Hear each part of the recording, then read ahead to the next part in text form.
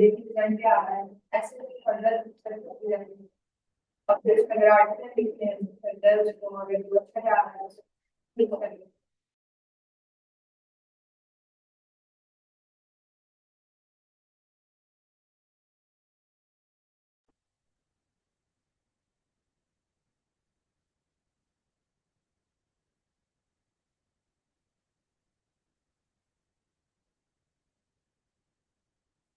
अच्छा, आपने ना गूगल स्कॉलर में जाना है। कहाँ जाना है? Google scholar. आप यहाँ गए।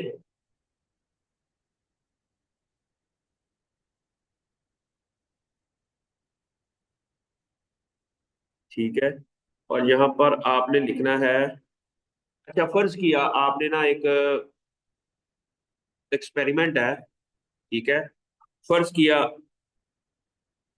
Development of plant regeneration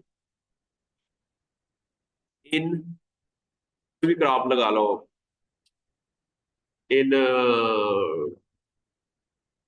brinjal. ठीक है। क्रॉप हमने ले ली। जब आप रिसर्च करोगे ना, रिसर्च करने के बाद उसको पब्लिश करोगे तो आपको इस तरह का आर्टिकल लिखना पड़ेगा। ठीक है। अच्छा, अब ये है कि फर्ज किया ये वाला जो पेपर है ना, हम इसको देखते हैं। What is this paper? अच्छा, ये किसी इंडियन जर्नल है। कौन सा जर्नल है? इंडियन जर्नल है। ठीक है, किसी अच्छे जर्नल। फर्ज किया ये बायोस्कैन है, इंडियन जर्नल है। अच्छा, फर्ज किया हम यहाँ पर लिख लें पोटैटो।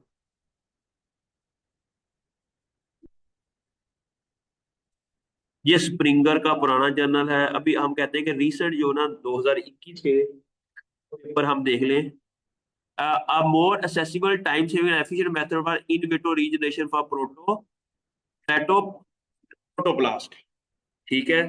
ये एमडीपीआई का जर्नल है। Seems to be a good journal. फर्ज किया हमारे पास ये प्लांट्स जर्नल है, एमडीपीआई का प्लांट्स जर्नल है। तो इसका ये एक अच्छा जर्नल है।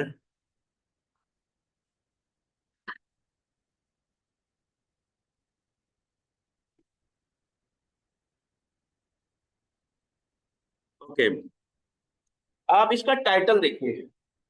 टाइटल से आपको काफी हद तक समझ आ रही है कि इसके अंदर रिसर्च क्या हुई होगी। आपका टाइटल इतना अच्छा होना चाहिए कि टाइटल जो है more accessible, time saving and efficient method.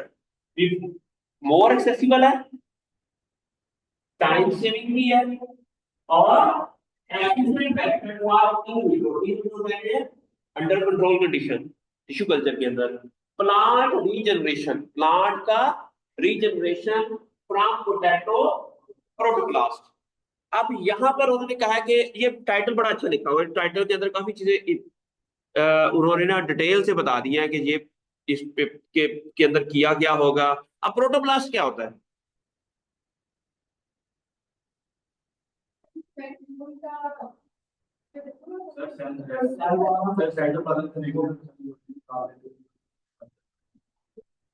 A plant cell without cell wall. A plant cell without cell wall is known as protoplast. A plant cell without cell wall। अब यहाँ पर इट मीन्स उन्होंने कोई protoplast लिया, उसको in vitro culture किया, कोई इस तरह का काम किया कि जिससे टिश्यू कल्चर टेक्निक स्टेब्लिश की पोटैटो के अंदर, जो कि ऑलरेडी एग्जिस्टिंग जो पोटैटो की रीजनरेशन या टिश्यू कल्चर टेक्निक से उससे अच्छी है, टाइम कंज्यूमिंग है, और टाइम सेविंग है, सॉरी, और मोर एक्सेसिबल है। तो यहाँ पर आप देखें कि ये आपने ये देखा है कि ये रिसर्च हुई कहाँ पर है। जब आप किसी रिसर्च को देखते हो ना, मस्ट उसके बारे में आपको पता होना चाहिए कि ये जो रिसर्च है ना, ये किस इदारे ने की है। जब आप रिसर्चर होते हो ना, आपको पता होना है कि जिस टॉपिक पे आप रिसर्च कर रहे हो ना, उसमें पूरी दुनिया में लोग, आप सोयाबीन पे काम कर रहे हो ना, आपको पता होना चाहिए कि पूरी दुनिया के अंदर कितने ऐसे लोग हैं जो सोयाबीन पे काम कर रहे हैं, वो साउथ अफ्रीका में है, वो अमेरिका में है, वो यूएसए में है, वो ऑस्ट्रेलिया में है, वो न्यूजीलैंड में है।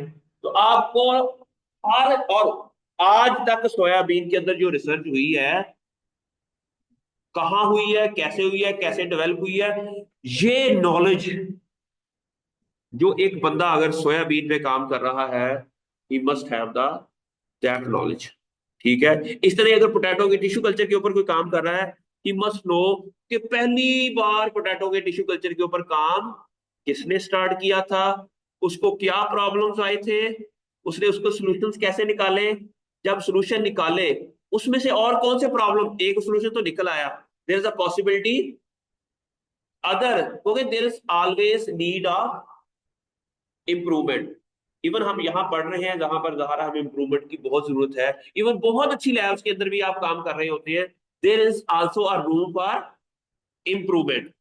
इसको हम रिसर्च के थ्रू इम्प्रूव फातिमा समझ आ रही है?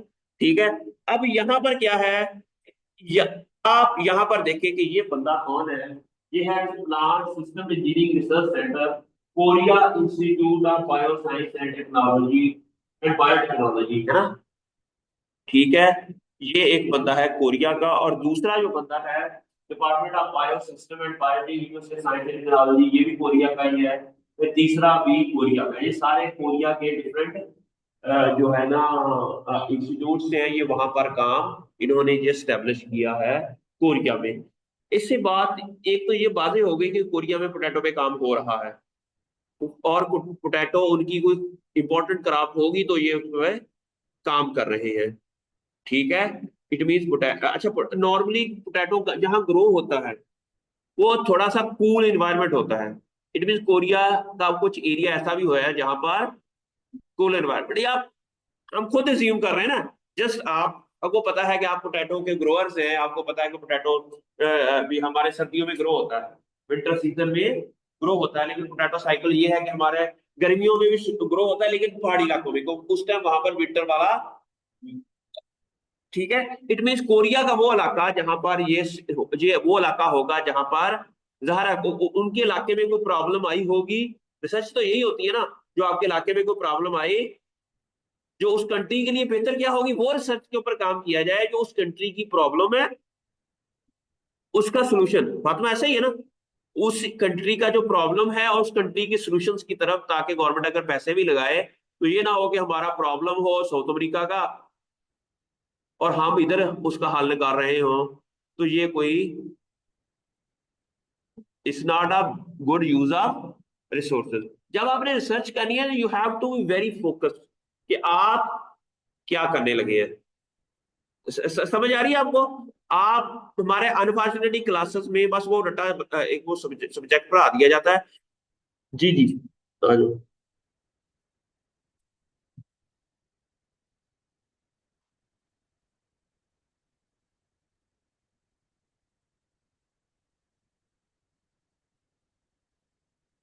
और कैसे में आता हूँ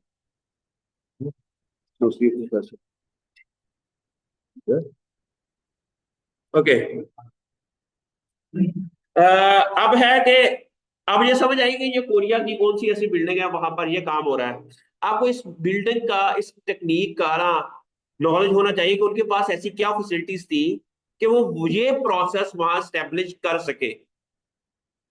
ये भी आपको अंदाजा होना चाहिए कि ऐसी उनके पास क्या फैसिलिटीज थी, क्या क्या लैब के अंदर वो चीजें थी, तब आपको आपको वहां जाके काम करना पड़े, तो आपको पहले से अंदाजा हो। You got my point. आपने ना बड़ा ही रट्टा नहीं लगाना। आप ना, अच्छा, आप जब मैं पीएचडी कर रहा था तो हमारे टीचर्स ने हमें बताया था कि प्लांट वायरोलॉजी के ऊपर मेरी काम था ना, फातिमा। तो मेरा ये था कि मुझे ये पता होता था कि दुनिया के तमाम प्लांट, स्पेशली वो वायरसेस जिसके ऊपर मैं काम करता था, बिगोमो वायरसेस, जैमनी वायरसेस, उसके ऊपर मेरे पूरी दुनिया के हर बंदे का नाम अभी भी याद है।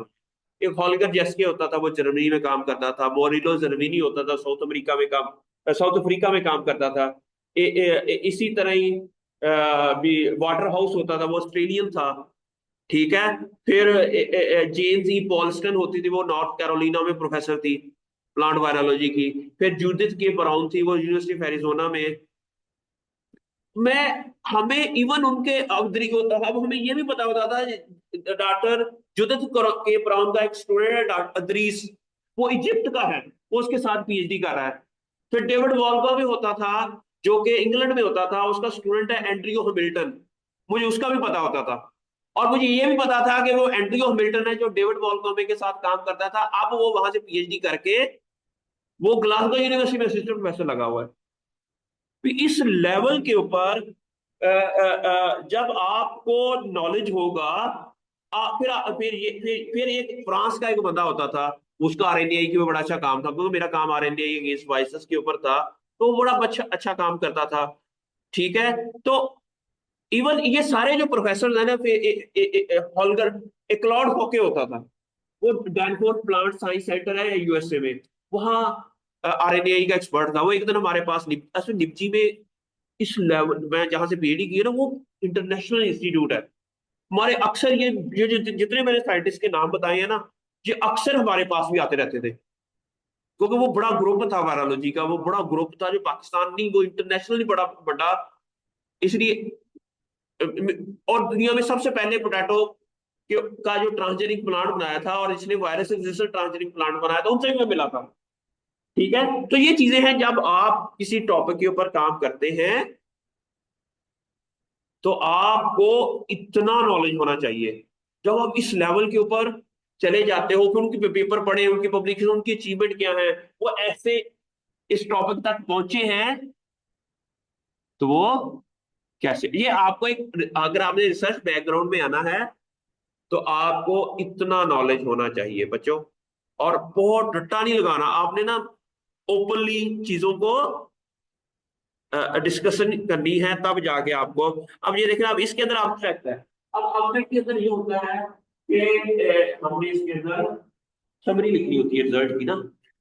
अच्छा, both obtaining high yielding viable protocols and forming reliable regeneration protocol are prerequisites for the continuous expansion and development of new emerging system involving protoplast utilization। भी अगर अच्छा, अब प्रोटोप्लास्ट बड़ा इंपॉर्टेंट है, फ्यूजन है इसकी, और हाइब्रिड सीड प्रोडक्शन के अंदर भी इसका रोल है। ये बड़ा अच्छा, इसके अंदर the study determine an efficient process from protoplast isolation to shoot regeneration in vitro. इसमें क्या किया कि सबसे पहले हम इसमें क्या करेंगे, प्रोटोप्लास्ट को आइसोलेट, वो कैसे करेंगे। मैंने कहा कि प्रोटोप्लास्ट क्या होता है, विदाउट सेल वॉल। फातिमा, अब हम क्या करेंगे इसके साथ, कि हम कैसे प्रोटोप्लास्ट आइसोलेट करेंगे। हमको ऐसी ट्रीटमेंट करेंगे जिससे सेल वॉल डिग्रेड हो जाएंगे। सेलुलोसिस, सेलुलोसिस क्या होते हैं, सेलुलोज के स्ट्रक्चर को ब्रेक कर देते हैं। ठीक है, कोई ऐसे एंजाइम्स, ऐसी और ट्रीटमेंट, ऐसी तो मेथड लोगों ने किया होगा कि जिसके थ्रू हम पहले प्रोटोप्लास्ट को अलहदा करेंगे, फिर उसको कल्चर करेंगे इन विट्रो, उससे फिर प्लांट को रीजनरेट करेंगे, कैलस बनाएंगे, और उससे रीजनरेशन का प्रोटो रीजनरेशन किसे कहते हैं, दोबारा जनरेट करना, प्रोटोप्लास्ट को यूज करते हुए उससे दोबारा एक पौधा बनाना, दिस इज नोन एज। अब रिसर्च माइंड आप लोगों ने बनना है, आपने रट्टा नहीं लगाना, रैमिंग नहीं करनी, आपने बड़ा ही ओपन फील्ड होके ओपनली आपने, आप जिस क्रॉप जिस पे ऊपर काम कर रहे हैं उसमें पूरी दुनिया का नॉलेज आपके पास। इसलिए मैं कहता होता तो थिंक ग्लोबली, एक्ट लोकली। इसका मतलब क्या होगा, सी सोच, पूरी दुनिया का नॉलेज उस टॉपिक के बारे में आपके पास होना चाहिए। उसमें से नॉलेज, जो नॉलेज आपने गेन किया है, उसको अपने लोकल प्रॉब्लम को हल करने के लिए इस्तेमाल करना चाहिए। इसे कहते हैं थिंक ग्लोबली, एक्ट लोकली। ये रिसर्च है। आप इतने अच्छे रिसर्चर होना चाहिए कि आपके पास कोई बंदा कोई क्वेश्चन पूछ लेना उस टॉपिक से रिलेटेड, आपके पास उसका आंसर होना चाहिए। समझ आई। मैं एमएससी की, मुझे नहीं आते होते थे आंसर, मैं बड़ा परेशान होता था जब मैंने एमएससी की ना, तो मुझे ना इवन हॉर्टिकल्चर के बेसिक क्वेश्चन के आंसर भी नहीं आते होते थे, मैं बड़ा परेशान होता था। मैं कि यार क्या हो गया, मैंने कौन सी डिग्री कर ली, मुझे तो आता ही नहीं है कुछ। लेकिन वो इंटरेस्ट नहीं था मेरा हॉर्टिकल्चर में। फिर जब मैंने बायोटेक्नोलॉजी में पीएचडी की ना, तो 6 महीने सिर्फ प्रैक्टिकली काम किया ना।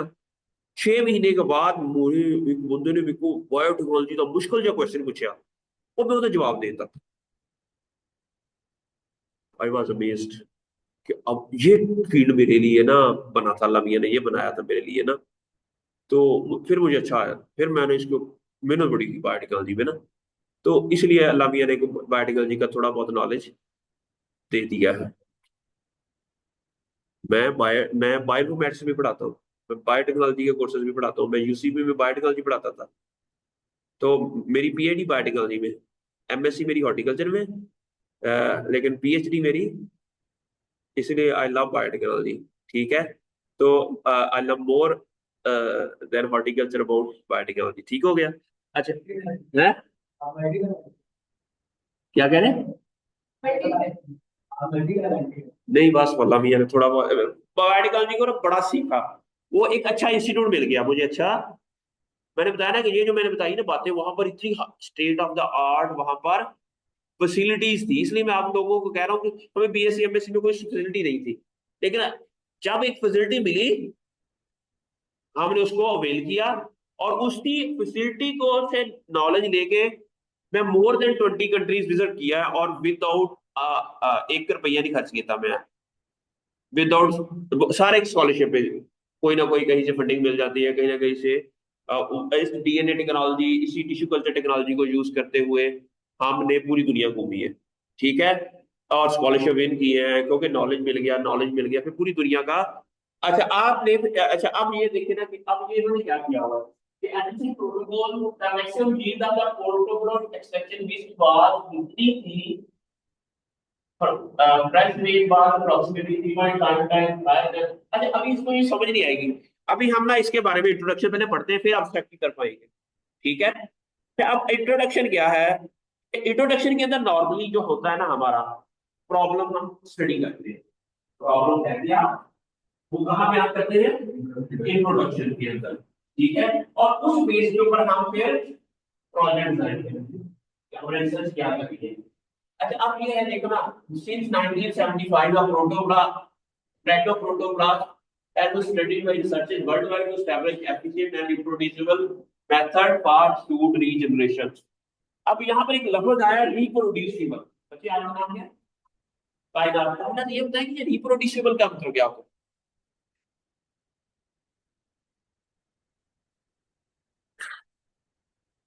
नहीं, रिप्रोड्यूसिबल का मतलब ये होता है,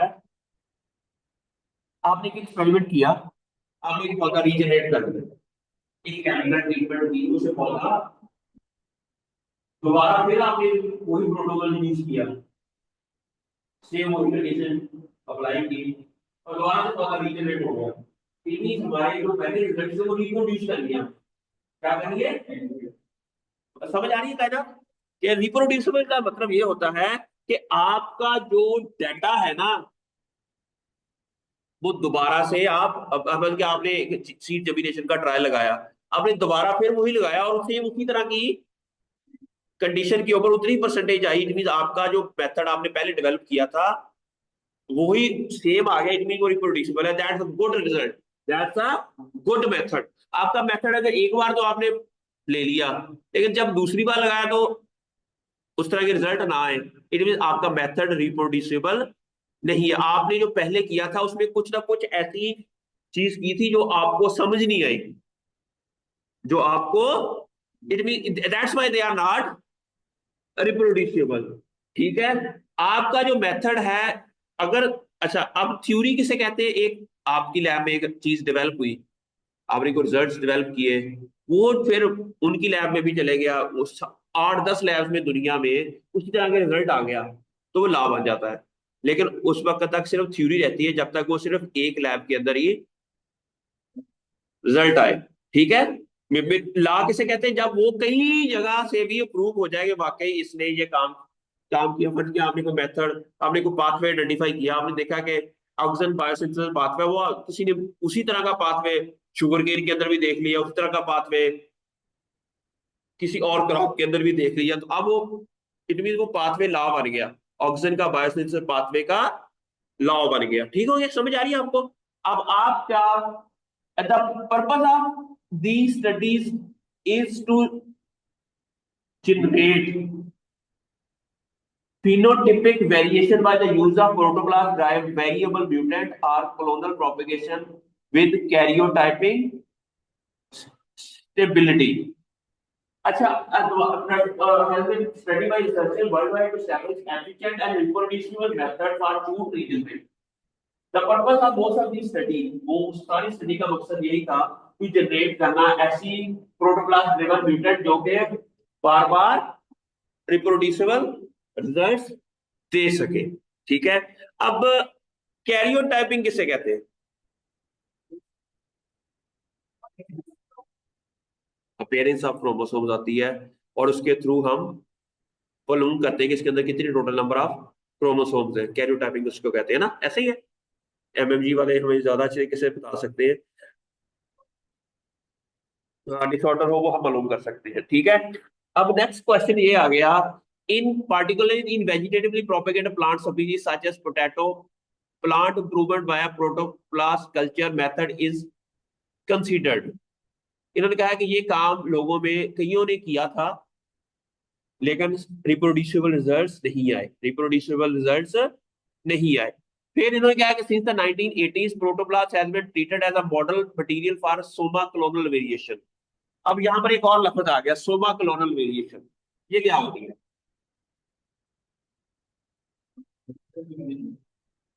ज्यादा बच्चे कम हैं लेकिन बच्चे काम के हैं।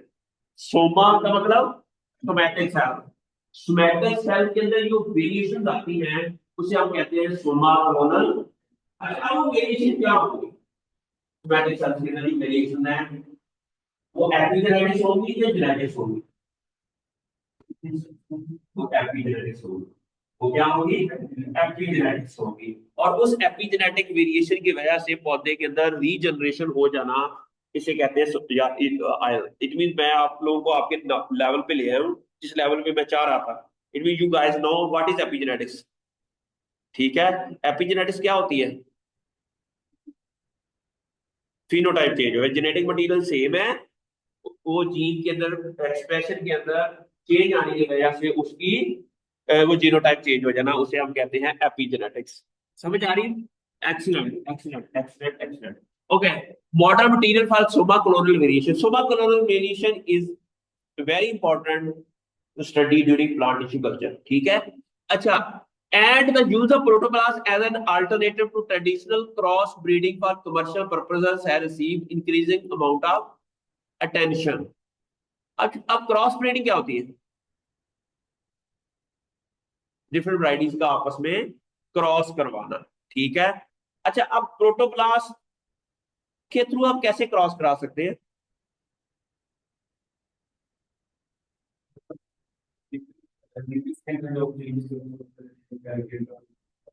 हाँ, उसको हम क्रॉस ब्रीडिंग करवा सकते हैं।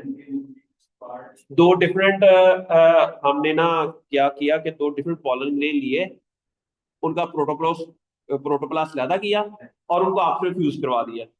वो भी क्रॉस ब्रीडिंग हो जाएगी, वो भी क्रॉस ब्रीडिंग ही हो जाएगी ना। नहीं लगी समझ? बच्चे समझ आई आपको? समझ आई?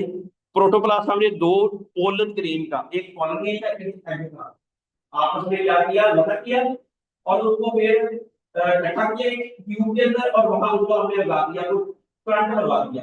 जब करंट लगाते हैं तो उनकी जो सेल में वो बस हो जाती है और दो जो है ना, ये एक सेल है, एक ये सेल है, इनके इसके अंदर हाफ सेट ऑफ क्रोमोसोम है, ये पोलन ग्रेन है, ये एग है। हाफ सेट ऑफ, ये दोनों पोलन ग्रेन है। इनका दरमियान में जब हमने इसको इलेक्ट्रोपोरेटर नहीं होता, इलेक्ट्रोपोरेटर एक डिवाइस होती है जिसके अंदर हम इलेक्ट्रिक शॉक देते हैं सेल्स को, इसकी वजह से सेल मेम्ब्रेन उसकी बस्ट हो जाती है और ये वाला डीएनए भी और फिर दोनों एक ही सेल के अंदर आ जाएंगे और इसकी इर्द सेल मेम्ब्रेन बन जाएगी। ठीक है, अब इसको फिर हम in vitro plant tissue culture के थ्रू इस सेल्स को हम एक मीडिया के ऊपर ग्रो करके उससे नया पौधा बना लेते हैं। उससे क्या बन जाता है? इसे प्रोटोप्लास्ट फ्यूजन भी कहते हैं इस। ठीक है, अच्छा, अब आपको पता है कि पॉलीप्लाइडीज क्या होती है?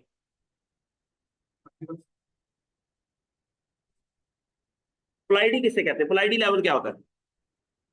Number of chromosomes. पर ये ह्यूमन बॉडी है ना, उसके अंदर 23 क्रोमोसोम होते हैं ना, लेकिन 23 23 46 होते हैं, 2n। ठीक है, इसको 2x भी कहेंगे, इसको क्या कहेंगे? अच्छा, गंधम जो होती है, गंधम उसके होते हैं कितने होते हैं? 2 होते हैं हेक्साप्लाइड होती है, 42 होते हैं, वो हेक्साप्लाइड होती है। हेक्साप्लाइड का मतलब क्या होता है कि उनका जो एक एक्स है ना, उसके अंदर 7 क्रोमोसोम्स होते हैं। अच्छा, 2x में कितने हो जाएंगे? 14, 3 में 21, 4 में 28, 5x में 35 और 6x में 42। समझ आई? भी 6 सेट ऑफ क्रोमोसोम्स होते हैं, लेकिन एक क्रोमोसोम एक क्रोमोसोम जो है ना, उसके 6 होमोलोगस क्रोमोसोम्स होते हैं। क्या होते हैं? अच्छा, अब हम इसकी इसकी जो होगी ना 42 को हम कहेंगे 6x, लेकिन 2n कहेंगे।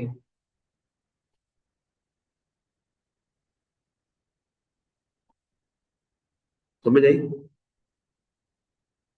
अच्छा, एक और बात, इसके ऊपर मियोसिस होगी तो क्या होगा? हाफ हो जाएगी ना, इससे भी 3x हो जाएगा। और से इसे क्या कहेंगे? नहीं लगी समझ? अच्छा, एवरीथिंग इज क्लियर? भी अगर इसके इसके अंदर मियोसिस होगी 21 हो जाएगी, हाफ हो जाएगी ना। और अगर 6x है तो वो 3x हो जाएगा। 3x क्या है? Half set of chromosomes. ले, लेकिन इसको 1n भी कहेंगे, क्योंकि जो हमारा मियोसिस के बाद सेल का अगर एक जितने भी सेल्स हैं उसे हाफ हो जाए, उसको हम 1n कहते हैं। लेकिन इस 1n के अंदर 3 सेट ऑफ क्रोमोसोम्स हैं। समझ आ गई? ठीक है, एवरीथिंग इज क्लियर? भी इसे कहते हैं पॉलीप्लाइडी। एक किसी एक सेल के अंदर एक से ज्यादा सेट ऑफ क्रोमोसोम होना, उसे कहते हैं पॉलीप्लाइड। अगर 2 सेट ऑफ क्रोमोसोम्स होगा उसे हम कहेंगे डिप्लॉइड। अगर 3 सेट ऑफ क्रोमोसोम्स होंगे उसे कहेंगे ट्रिप्लॉइड। अगर 4 सेट ऑफ क्रोमोसोम्स होंगे टेट्राप्लॉइड। अगर 6 सेट ऑफ क्रोमोसोम्स होंगे hexaploid. Wheat is an hexaploid. ठीक है, नॉर्मली कहा जाता है फ्रूट प्लांट जो होते हैं वो हेक्साप्लॉइड होते हैं। क्या होते हैं? हेक्साप्लॉइड होते हैं। समझ आ रही है आपको? आपका वीट क्या है? हेक्साप्लॉइड है, क्योंकि ये दोनों ग्रानमी के, इसलिए इन्होंने कहता है कि थोड़ी वीट, थोड़ी गंदम। ठीक है, थोड़ी गंदम क्या है? वो हेक्साप्लॉइड है। ठीक है। और हमारा जो किन्नू है थोड़ी वीट ते साडा किन्नू, साडा जो किन्नू है वो है, वो उसके अंदर मतलब मुझे लगता है वो 2x होता है, 2n होता है उसके अंदर। समझ आई? अच्छा, इस तरह डिफरेंट प्लांट जो होते हैं उनके अंदर ये इस तरह की ये सिचुएशन होती है। अगर हमने पॉलीप्लाइड बनाने हो, अगर हमें पॉलीप्लाइड बनाने हो तो हम क्या करते हैं कि भाई एक सेल लिया जिसके अंदर 4x है, एक सेल लिया जिसके अंदर 2x का सेट ऑफ क्रोमोसोम है, और उनको उनके प्रोटोप्लास्ट को कर दिया फ्यूज, एक सेल बन गया। तो सेल का क्या बनेगा?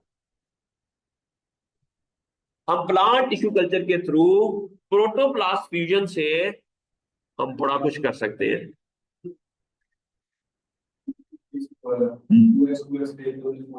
4x बना ली। ठीक है, अगर तो दो दो वैरायटी सेम फीड की है तो वो होगी, एक होती है एलो, एक होती है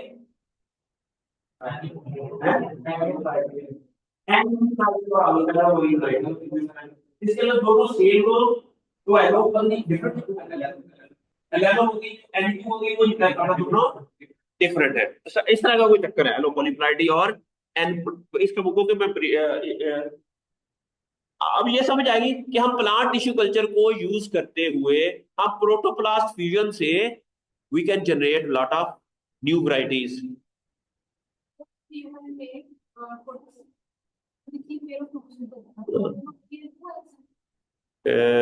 हाँ, उसको 2x कहेंगे, 46 को 2x कहेंगे, 23 को 1x कहेंगे, ठीक। उसमें 2n और 1n सेम ही है, 1x अब 46 क्रोमोसोम है ना, उसके अंदर 23 जब होगा, ये 1x होगा और 1n होगा, लेकिन ये 2n, ठीक है। स्पेलिंग जो होती है वो मियोसिस होती है। इसमें मियोसिस के दौरान सिर्फ होमोलोगस होती है, वैसे वो होमोलोगस के फॉर्म में माइटोसिस के दौरान क्या होता है, 46 क्रोमोसोम से आगे 46 ही बनते हैं, लेकिन मियोसिस के दौरान 46 से जो नेक्स्ट 23 बन, हाँ वहाँ पे कई वीडियो को देखा जाए तो ये भी मियोसिस में इस तरह होंगे, पेयर फॉर्म जिसका सेल्स क्रोमोसोम हाँ वो एग्जैक्टली सेम। वैसे अलग अलग क्यों हैं? ठीक हो गया। अब यहाँ पर इन्हीं जो प्रोटोप्लास्ट फ्यूजन है, प्रोटोप्लास्ट के थ्रू वी कैन डू लाटा, अगर लेकिन आपके पास ज़ाहिर है, जब हम प्रोटोप्लास्ट आइसोलेट कर रहे होंगे तो देयर इज अ चांस कि आपका सेल डेड हो जाए, क्योंकि हम उतार रहे होते हैं ना सेल के अब हमने ये देखना है कि कौन सा ऐसा मेथड डेवलप किया जाए और कितनी देर के अंदर प्रोटोप्लास्ट आइसोलेट किए जाए और कितनी जल्दी उस टिश्यू कल्चर मीडिया के ऊपर ये टाइम, ये इसको ऑप्टिमाइज करने की जरूरत होती है। इसको ऑप्टिमाइजेशन की, ज़ाहिर है, अगर आप किसी को करंट लगाएं तो क्या होगा, मर जाएगी ना। अब ज्यादा देर के लिए करंट लग जाए आपको, अब थोड़ा सा करंट कभी लगता होता है, अक्सर हम छोटे होते होते थे ओ ਅਸੀਂ ਨਾ ਉਹ जल्दी जल्दी ਉਹ ਇਹਨੂੰ लींबू पा के ਤੇ शिकंजवी बना के ਦਿਓ, ऐसे कहते होते थे ना। तो ऐसा ही होता था शायद आप लोग बचपन में, शायद आप लोगों के बचपन में, तो इसलिए सेल्स को भी शिकंजवी की जरूरत क्या होगी कि उसको फौरन किसी ऐसे मीडिया के अंदर रखना पड़ेगा जहां उनको स्ट्रेस से बचाया जाए और उसको ऐसे अब हम नेचर के साथ खेल रहे हैं, हम नेचर के साथ खेल रहे हैं, लेकिन नेचर को इस तरह खेलना है कि नेचर हमें डिस्टर्ब ना करे, ठीक है। और नेचर से ये जो पौधे बने और उससे हमें अच्छा टू डेट, अच्छा ट्रेडिशनल क्रॉस ब्रीडिंग हो गई, to date variety improvements such as non browning, heat tolerance, increase resistance, improve starch content, yield and increase nutrient and antioxidant content in potato has been achieved through somaclonal variations के through. इन्होंने कहा कि हमने काफी सारी चीजें plant potato के plant tissue culture के थ्रू। अच्छा अब सोमाक्लोनल वेरिएशन जो है, इसके अंदर सोमैटिक सेल्स के अंदर वेरिएशन है।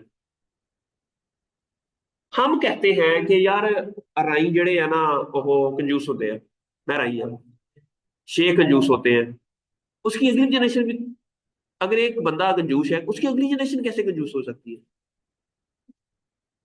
खून में ऐसी क्या चीज होती है, एपिजेनेटिक्स। ये क्या है, एपिजेनेटिक्स की वजह से उसके अंदर ना कुछ स्विच ऑन ऑफ होने की ना वो चीजें होती हैं, ठीक है। मेरी बात, अच्छा, कहा जाता है कि ये जो एपिजेनेटिक सिग्नल्स हैं ये जेनेटिक्स की तरह अगली जनरेशन में चले जाते हैं। अब उसकी एग्जांपल ये है कि एक बंदे ने ना राइस के ऊपर, मेरा दोस्त ही है, उसने राइस के ऊपर काम किया। उसने क्या किया, राइस के ऊपर काम किया, राइस के सीड्स को ना उसने साल्ट स्टफ दिया, राइस का सीड लिए, उसके ऊपर साल्ट स्टफ देके को 20 दिन का साल्ट स्टफ दिया, फिर नॉर्मल उसको ग्रो कर दिया, फिर उसे सीड दोबारा बना लिया। क्या किया, साल्ट स्टफ दिया सीड्स को, राइस के सीड्स को, फिर उसको नॉर्मल कर दिया। अब ज़ारा अगर नॉर्मल नहीं करते तो नेक्स्ट जनरेशन उसकी नहीं आ सकती, वो साल्ट स्ट्रेस ही रहता देता रहता तो वो मर जाने थे, अगली जनरेशन नहीं आ रही थी। फिर उसने क्या किया, ये जो सीड आए ना, फिर एक कुछ और सीड जिसको पिछली जनरेशन में स्ट्रेस नहीं दिया गया था, दोनों को शो किया और दोनों को साल्ट स्ट्रेस दिया। किसने जब काम किया होगा, अब उसकी मेमोरी में आ गई कि पुराने जमाने में ना मेरे पापा कंजूस सीगा है? उसने अपने आप को ना उसके मसल्स, उसकी चीजें कहते हैं ना, वो उस तरह का जितना वो आरम लोहार है, उसका अब्बा आलम लोहार था, वो भी उस तरह का गाना गा सकता है। तो इट मीन्स दैट कुछ ना कुछ की मेमोरीज होती है सेल्स की। इवन प्लांट्स की सेल की भी मेमोरी, ये मेमोरी है ना एक। अगर ये सीड इससे बेहतर परफॉर्म कर रहा है जिसको पिछली जनरेशन में स्ट्रेस नहीं दिया, तो it means plants has memories, plant cell has memories. ठीक है, समझ आ रही है? तो अब ये एपिजेनेटिक्स ये क्या है? इसको जेनेटिक्स है, एपिजेनेटिक्स। अब आप लोगों को काफी हद तक वो जो मैंने एपिजेनेटिक्स के बारे में लेक्चर दिया था उसको आप सोचें और उसके मुताबिक इन चीजों को अंडरस्टैंड करने की। अच्छा, क्या सोमा क्लोनल वेरिएशंस के दौरान ऐसा भी पॉसिबल है कि सिर्फ एपिजेनेटिक्स के बाद जेनेटिक्स भी हो जाए, जेनेटिक भी चेंज हो जाए? ऐसा पॉसिबल है? इसके ऊपर आप लोगों ने रिसर्च करनी है, मुझे बताना। क्या टिश्यू कल्चर के अंदर जब सोमा क्लोनल वेरिएशन होती है, अब हमने कहा है कि सोमा क्लोनल वेरिएशन से वैरायटी इंप्रूव हुई है। क्या हुई है? तीन टॉलर हुई है, नॉन ब्राउनिंग हुई है, पोटैटो को कट करके अपने ब्राउनिंग नहीं होती। ठीक है, और ये सारा इंप्रूव स्टार्च कंटेंट भी इंप्रूव हुआ है सोमा क्लोनल वेरिएशन से। अब होती क्या है सोमा क्लोनल वेरिएशन? हमने कहा है कि ये एपिजेनेटिक्स है। एपिजेनेटिक्स का मतलब क्या? मतलब क्या अब क्या उसकी जीन्स के अंदर चेंज हुई है, या सिंपल एनवायरमेंटल फैक्टर्स की वजह से, और वो एनवायरमेंटल फैक्टर्स की वजह से वो अगले जनरेशन में भी चली गई? अब ऐसा क्या हुआ है, इसका आंसर आप लोगों ने मुझे पढ़ के ढूंढ के देना है कि सोमा क्लोनल वेरिएशन के दौरान जेनेटिक्स या एपिजेनेटिक्स के अंदर चेंजेस जो आती हैं, क्या वो जेनेटिकल चेंजेस होती हैं?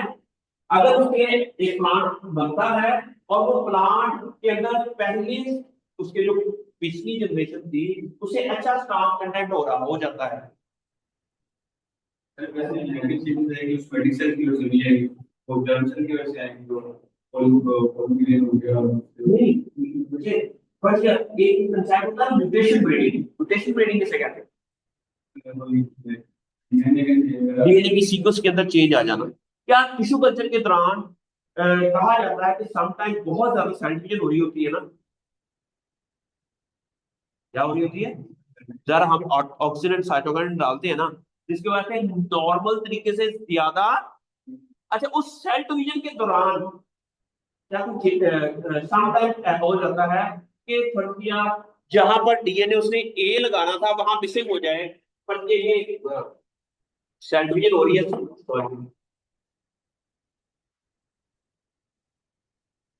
फर्जिया ये T G C C A T G.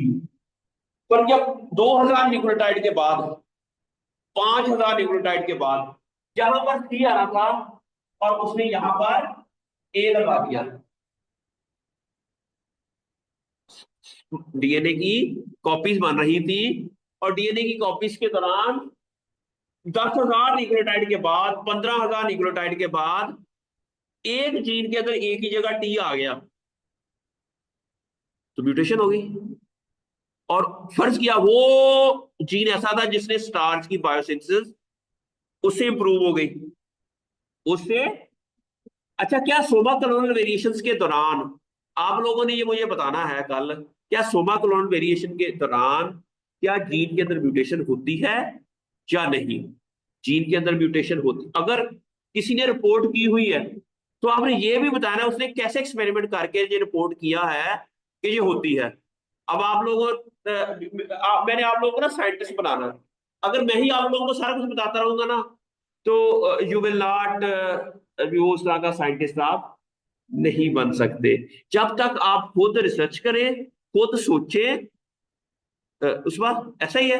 In this way you can have a better understanding about the phenomenal. अभी जो वो चीजें हैं ना, मछली की पकड़ के नहीं दिखानी आपको, आप लोगों ने मछली खुद पकड़नी है। समझ आ रही है आप लोगों को? तो इस तरह आपने बताना है कि ये इसने इतना ड्रामेबाजी की हुई है, ये ऐसा कैसे हो गया।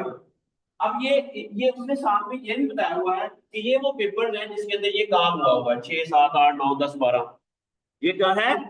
पेपर्स के जब हम इसको क्लिक करते हैं ना, हमें वो वहां तक ये ले जाता है कि ये आ गया ना 6 नंबर पेपर, ये 6 7 8।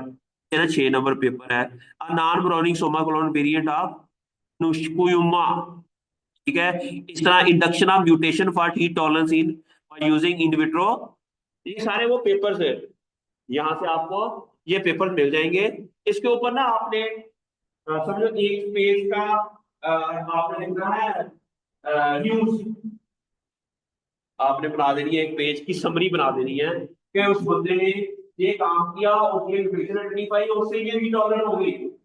जो आप हमें देंगे न्यूज रिव्यू टीवी पे देंगे न्यूज, और ये अरसलान ने प्रोटोकॉल मीडिया को यूज करते हुए किसी बंदे के थ्रू इस मेथड से नई तरह की हेल्प कर ली, और उससे उसने ये किया, आपने एक पेज के ऊपर, ठीक है। अगर आप लिख लेंगे तो फिर हम ये करेंगे कि आपको ना प्लांट मोल की वेबसाइट के ऊपर आपके नाम पे मैं वो न्यूज शेयर कर दूंगा कि जो जी अरसलान, और उसको आप अपनी सीवी में भी लिख सकते हो। आप लिख सकते हो कि मैंने एक न्यूज इस तरह का एक न्यूज वो समझो ने लिखी, या मैंने एक आर्टिकल लिखा, न्यूज आर्टिकल लिखा, और ये समथिंग लाइक दैट ना। समझ आ रही है आपको? क्या अब है ये वो एग्जैक्टली आपने रिसर्च करके आपने सोचना है, आपने चीजों को अंडरस्टैंड करना है। ये देखना इस इंट्रोडक्शन को ज्यादा पढ़ते हैं तो आपको समझ ना आती है, ठीक है। आप चार बंदे आपको बैठ के इसको पढ़ोगे ना, रिसर्च समझ आ रही है? रिसर्च का मतलब ये है कि वो फैसिलिटी कम्युनिकेशन है, बहुत आसान चीज है। रिसर्च के अंदर आपको सिर्फ ये प्रॉब्लम आइडेंटिफाई करना होता है कि पहला काम आप क्लैरिटी होनी चाहिए, व्हाट इज द प्रॉब्लम, क्या है, व्हाट इज द, और वो प्रॉब्लम कहाँ है, फिर आपने बताना है कि वो प्रॉब्लम कितना सीवियर है और उससे क्या होता है। फिर आपने देखना है कि उस तरह का प्रॉब्लम किसी और क्रॉप के अंदर इस तरीके से सॉल्व हुआ है, आपने वो तरीका अपनाना है, और उस क्रॉप के अंदर आपने वही तरीका अपना के या उसी से मिलता जुलता कोई तरीका अपना के आपने रिसर्च करनी है। आपका रिसर्च पेपर बच्चे दो चीजें बड़ा इंपॉर्टेंट, क्लैरिटी क्या है कि आपका प्रॉब्लम है, लास्ट में हम कंक्लूजन लिखते हैं। लास्ट में क्या होता है, आपने उस कंक्लूजन के अंदर उस प्रॉब्लम का हल करना। क्लैरिटी क्या है आपकी रिसर्च की? बच्चे समझ आ रही है? पढ़ के ये देखना, इसी पेपर के अंदर अगर हम लास्ट में जाएं,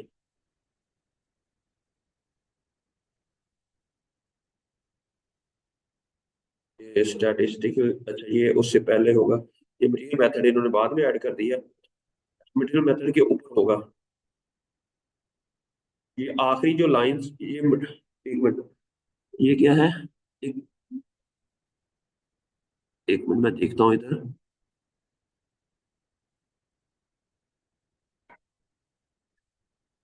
टेबल ऑफ कंटेंट क्या है,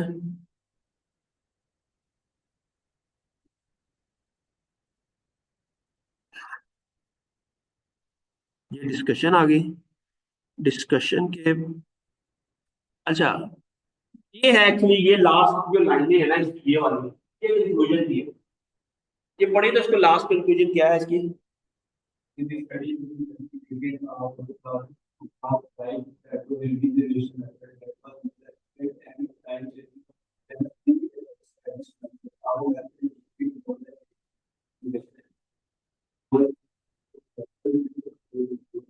This system would be guided to and it need to help you practice. Clarity, this is clarity. आप स्वयं में काम कर रही हैं, प्रॉब्लम क्या है, कितना बड़ा प्रॉब्लम है, ये इंट्रोडक्शन के अंदर लिखना होता है। कौन कौन से लोगों ने क्या क्या इस प्रॉब्लम को सॉल्व करने के लिए वो मेथड यूज किए, let and still the problem is there. दुनिया में और बंदों ने और क्रॉप के अंदर उस या आपका बैक्टीरिया का जो भी है और के अंदर वो काम करने के लिए जब उन्होंने किए तो ये प्रॉब्लम हल हो गया उन क्रॉप के अंदर। क्या हम इसी को इसके अंदर भी यूज कर सकते हैं? आपने कह दिया, फिर आपने जब इंट्रोडक्शन के एंड में ऊपर, आप इंट्रोडक्शन में एंड में जाए, इंट्रोडक्शन में एंड में आपने बताना है, अब ये मैं आपको पढ़ाना चाह रहा हूं इसलिए ताकि आपको समझ आए कि research clarity, clarity is very important. अच्छा, अब इस जो इंट्रोडक्शन के एंड के ऊपर आप बताएंगे, इंट्रोडक्शन के एंड के ऊपर आप बताएंगे in this study we aim, हमारा मकसद था कि हम a high regeneration rate of in vitro from protocol by chopping and controlling several factors based on previously reported methods such as isolation, filtration, calcification and regeneration. The results reveal that clear filtration is happening. हम इसके अंदर ये करेंगे, ठीक है। जो introduction बताया है उसमें अपने बताएंगे प्रॉब्लम है क्या। प्रॉब्लम इंट्रोडक्शन के अंदर शुरू में हमने बताया कि ये जो प्रॉब्लम था प्रोटोप्लास्ट के ऊपर, ये चीजें डेवलप हुई, लेकिन अभी हमने क्या है world development work with the objective and various resistance metal has been developed through protoplast fusion, ठीक है। Specifically interspecific metal hydrogen tobacco was developed by protoplast। ये सारा कुछ हुआ है, लेकिन फिर भी क्या मसला है, ऑलरेडी लोगों ने प्रोटोप्लास्ट यूज करते हुए पोटैटो के अंदर काम किया है, लेकिन उसकी एफिशिएंसी लो थी। वो कह रहे थे उसकी, हमने जहां पर अभी 100 पौधे बनाने थे, वहां पर सिर्फ 20 पौधे बनते हैं। इट मीन एफिशिएंसी इज, अब इन्होंने कहा कि हम उस एफिशिएंसी को बढ़ाया। हमने क्या किया है, हमने उस एफिशिएंसी को बढ़ाया है। समझ आ रही है आप लोगों को? यहां पर प्रॉब्लम क्या था एफिशिएंसी का, किसका? अब फर्ज किया हमने 100 पोटैटो ट्यूबर पहले शुरू में इनिशियली उससे कैलस बनाई, लेकिन पौधे बने सिर्फ 20। लेकिन हमने जो डेवलप किया है उसके अंदर हमने उसके अंदर मॉडिफिकेशन चेंज की है, और उसके थ्रू हमारे पास पौधे अब 80% एफिशिएंसी हो गई है। अगर पहले 40% थी या 20% थी, अब 80% हो गई है। यू गॉट माय पॉइंट ना? क्लैरिटी, आपकी रिसर्च के अंदर क्लैरिटी और कंक्लूजन, ज्यादातर लोग यही पढ़ते हैं कि आपकी कंक्लूजन क्या है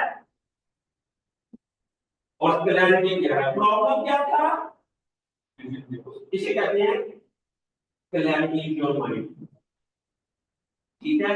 मेन मकसद लोगों का ये होता है कि इस पेपर के अंदर जो सॉल्यूशन था, क्या उसने कंक्लूजन के अंदर उसका प्रॉब्लम बताया है, तो वो पेपर आपका ना पेपर फेमस हो जाता है। वो पेपर रिसर्च पेपर, आपने रिसर्च पेपर, अच्छा रिसर्च पेपर किसे कहेंगे? जिसको लोग ज्यादा पढ़ेंगे, अपनी पेपर्स के अंदर उसको ज्यादा साइट करेंगे, वो पेपर अच्छा। अगर एक आपने पेपर लिखा और टाइटल देखकर कहना यार बकवास या लगता पेपर, वो पढ़े ही ना यार, वो पढ़ेगा भी नहीं।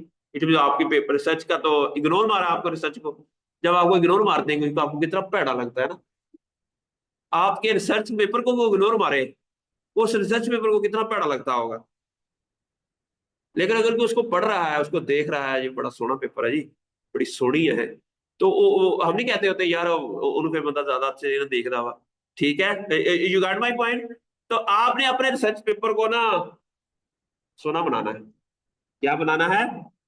क्लैरिटी होनी चाहिए। क्लैरिटी मींस प्रॉब्लम है क्या, उसका सॉल्यूशन क्या है। You must be very clear about it. समझ आ गई? अच्छा, अब है कि उन्होंने क्या किया, potato is one of the crop variety that easily transfer with foreign gene by bacterium and produce high number of transgene in short term and new varieties has been developed. ठीक है, recently developed DNA free genome editing technique in plants enable editing of desired sites, और ये वो सारा genome editing पे इन्होंने बताना शुरू कर दिया। अब हम इसका ना पढ़ते हैं, रिजल्ट्स बाद में पढ़ते हैं, पहले हम पढ़ते हैं इसका मटेरियल एंड मेथड। इन्होंने प्रोटोप्लास्ट से किया। अच्छा, डिस्कशन नॉर्मली मटेरियल मेथड पहले आता है, लेकिन इन जर्नल्स वालों ने ना इसको एंड पे लिख दिया। हर जर्नल का अपना एक तरीका होता है, ठीक है। सबसे पहले इन्होंने क्या किया, स्टेरिलाइज पोटैटो शूट्स और कल्टीवेटेड और मीडियम एमएस वही ब्रेशेस एंड स्क्रूज मीडियम लिया। उसके अंदर फिर इन्होंने विटामिन ऐड किए 330 ग्राम पर लीटर सुक्रोज एंड 8 ग्राम पर लीटर प्लांट एगर यूज की, ठीक है। Based on the established in vitro culture system, already लोगों ने भी इसी तरह का मीडिया यूज किया हुआ है पोटैटो के लिए, ठीक है।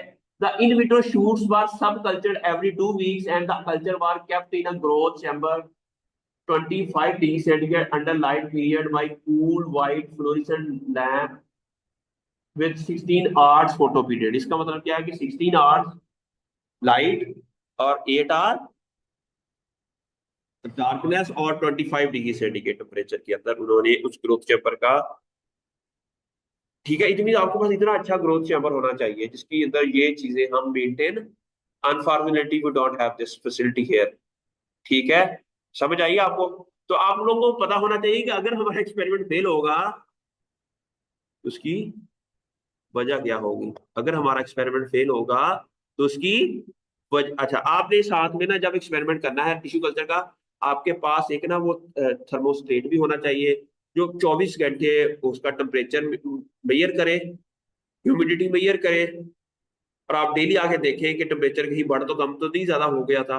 वो फिर ऐप के साथ वो कनेक्ट हो, आप घर बैठे भी आपको पता लग सके कि इस टाइम टेम्परेचर जो है वो, जो ये ऑटोमेशन होगी टिश्यू कल्चर के अंदर, तो फिर हमें ये पता चल जाएगा कि आपका जो है ना, जो कि एथिक्स क्या होते हैं, एथिक्स क्या होते हैं कि आपने जो काम कर रहे हैं वो 100% क्लियर हैं और अच्छे तरीके से कर रहे हैं। उसके बाद जो रिजल्ट्स आएंगे वो उस रिजल्ट्स के ऊपर भी आपको 100% श्योर होगा कि मैंने ये जो काम किया है ना वो ठीक है।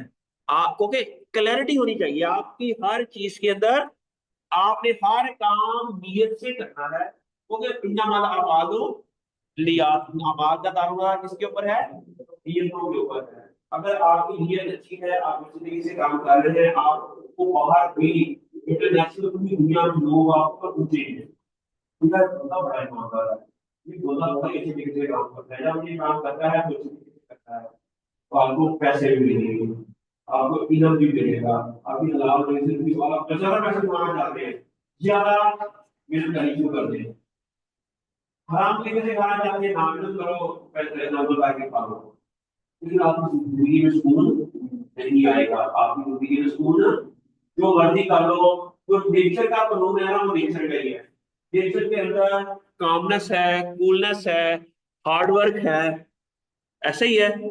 और और अगर अल्लाह मियाँ ने आपको एक साल के अंदर फर्ज किया आपको 20 लाख रुपया मिलना है ना, तो आपको 20 लाख ही मिलना है, जिन्नी मर्जी तू कोशिश कर ला, भावें हराम तरीके ना खाने की कोशिश कर, भावें हलाल तरीके की कोशिश, आपको अगर 20 लाख आपकी जिंदगी में है ना तो आपको मिलना ही, वो मिलना ही मिलना है, और कोई आपको नुकसान नहीं पहुंचा सकता जब तक अल्लाह ना चाहे, कोई आपको फायदा नहीं पहुंचा सकता जब तक वो आप उसकी इसलिए वजह से इज्जत करोगे कहीं वो मेरे नंबर ना काट लवे।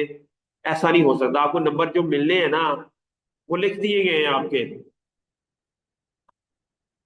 समझ आ गई आपको। तो इसलिए टेंशन, ये क्लैरिटी होनी है अपने ना दिमाग में ना, गोरों के अंदर ये क्लैरिटी है, हम इतनी मेहनत करेंगे तो इतना हमें मैकडॉनल्ड के बर्गर मिलेंगे, इतनी हमें कमाई मिलेगी। उनको क्लियर है, वो दो नंबर ही नहीं करते इस मामले में ना, उन्होंने पता कुरान सारा पढ़ा हुआ है, ये चीजें सारी इस्लाम को सारा पढ़ा हुआ है और उसके मुताबिक उन्होंने बिल्लिहाज वो चीजें करते हैं। उन्होंने जो एक्सपेरिमेंट करके देखा हुआ, अच्छा अगर ईमानदारी ना काम करिए तो कितनी कमाई होती है, अगर बेईमानी ना करिए तो कितनी कमाई होती है, जो बिजनेस मॉडल उन्होंने इसके ऊपर स्टडी किया होगा। हमने कस्टमर को सेटिस्फाई करना है, अगर कस्टमर के साथ हम एक चीज दिखा के कुछ और दें, नेक्स्ट टाइम वो आएगा कि नहीं आएगा, इसके ऊपर पीएचडीज होती हैं। ये तो है ना सोशियोलॉजी की पीएचडी, हालांकि ये सारी चीजें हमें पहले पता है कि अगर ऐसा नहीं करेंगे तो ऐसा करेंगे, ग्रेडिंग सही करेंगे तो ही अच्छा माल बिकेगा। ये रिसर्च है, रिसर्च के अंदर भी आपने प्लांट मटेरियल का total of 4 plant condition are compared. Water containing first second row was cut out and some culture in new Australia as the photograph was centered from individual growth for 2 weeks and 4 weeks here. In addition, first one 3 nodes were cut out and transferred to the address media to produce auxiliary parts. After one being the preparation of material for protoplast. Protoplast इन्होंने पहले तो material को prepare कैसे करना है protoplast के लिए, कैसे करेंगे? ये लिया था media and stock system were adjusted to 6 के ऊपर। सबसे पहला काम क्या किया? पीएच को मेंटेन किया 6 के ऊपर। Both the enzymes of protoplast isolation and plant growth regulated but filtered sterilise. Filter sterilise किसे कहते हैं? फिल्टर से सीव करके उससे स्टीलाइजेशन की। ठीक है। All macro and micro elements sucrose and agar preferred tissue culture media were purchase. इन्होंने कहा कि मैंने कहा कि आपने सारी चीज लिखी है, इसलिए आपको अपनी इस कंट्री की है वो आपने मेंशन करना होता है। And the other chemicals were purchased from sigma USA. Cellulose, वही सेलुलोज जो मैंने कहा था कि सेलुलोज यूज करते हैं। And macros enzyme were purchased from Japan. ये देखो ना कहां कहां से इन्होंने केमिकल्स परचेज की, इतनी अच्छी अच्छी कंपनी से। तो ज़ाहिर है उन्होंने रिजल्ट थे अच्छे आने ही हैं सारे के सारे। इतनी महंगी टेक्नोलॉजी है पूरी दुनिया में, ये काम उसके ऊपर कर रहे हैं और उससे दे एस्टैब्लिश दिस प्रोटोकॉल। मैं हैरान रह जाता हूँ। मैं पहले बताया था कि इतनी अच्छी अच्छी, पता नहीं पैसे इनके पास आते कहते हैं, कहाँ से इतना खर्चा, इतनी महंगी महंगी रिसर्च ये है ना। अ, आप आप ना जाओ ना बाहर, वो यूनिवर्सिटियां ना, वो यूनिवर्सिटियां नहीं है, पीसी होटल है। जिस तरह हमारे हमारी पीसी होटल है ना, जितने साफ सुथरे होते हैं, वो तो काफी नहीं है उसके मामले में। इससे भी ज्यादा लैब साफ सुथरी होती है, इससे ज्यादा अच्छी खूबसूरत उनके शीशा लगे होते हैं, इससे अच्छी खूबसूरत बिल्डिंग्स होती है। इतना रिसर्च के ऊपर पैसा इतना लगाया हुआ है ना, बंदा हैरान रह जाता है यार, ये क्या है, ये क्यों ऐसा किया हुआ है इन्होंने। ठीक है। तो यू विल बी अमेज्ड यार, इतना कुछ। अच्छा अब है छुट्टी दे दे, चले बाकी फिर कल पढ़ लेंगे। ठीक हो गया जी, अल्लाह हाफिज जी। आप पहले बता देते बच्चे, मेरा तो आप रोजा लग रहा है।